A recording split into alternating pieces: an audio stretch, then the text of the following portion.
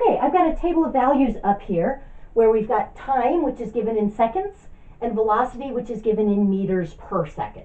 And I'm giving you the velocities at various times.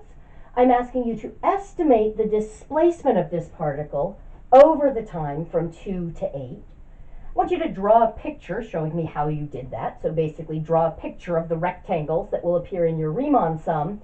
And I'm instructing you to use left endpoints as your sample points for this one. Okay, so go ahead and pause the video, see if you can work that out, then tune back in. Welcome back. All right, I like pictures. So, on my time axis, I've got 2, 3, 4, 5, 6, 7, 8. I can see I can't use a regular partition here because the distance between these time values isn't uniform. So whoever took this data wasn't a super responsible data gatherer. It's usually better to take measurements at regular time intervals. But this is the data I have, so this is the data I'll work with. Okay. So I'm just going to plot these points. At 2, my velocity was at -5.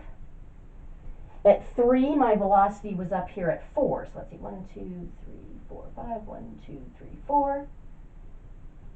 At 6, it was down at -2.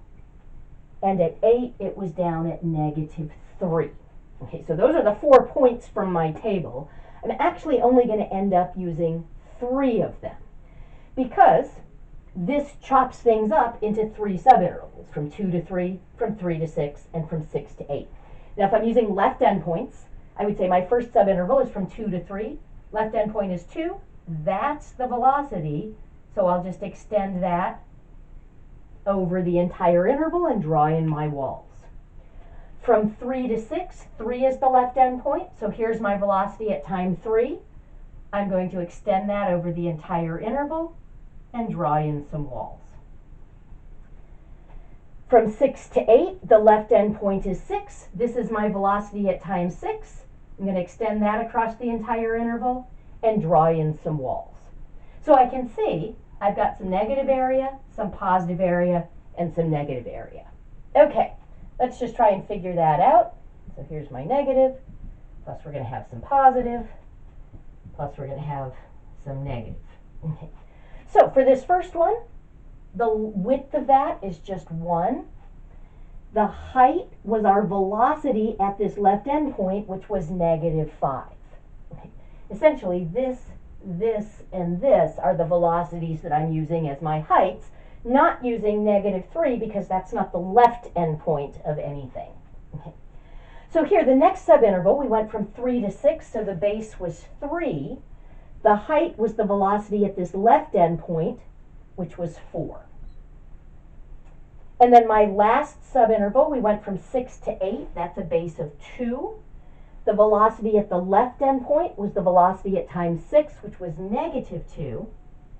So I'm going to get -5 plus 12. Let's see, this was a -2. -4. I'm going to get 3. And 3 what? Well, let's see. All of these, we were multiplying a time in seconds by our velocity, which was in meters per second. Those seconds are going to cancel. So we would estimate that the displacement is 3 meters. So this particle went back and forth a little bit because sometimes the velocity was positive and sometimes it was negative, but we would estimate that it ended 3 meters in the positive direction from where it started.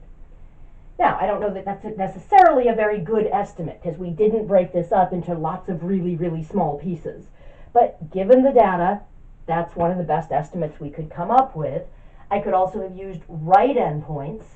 What might be the best estimate I could get with this data would be to take right endpoints and left endpoints and just average the 2 of them. So that's something I could try.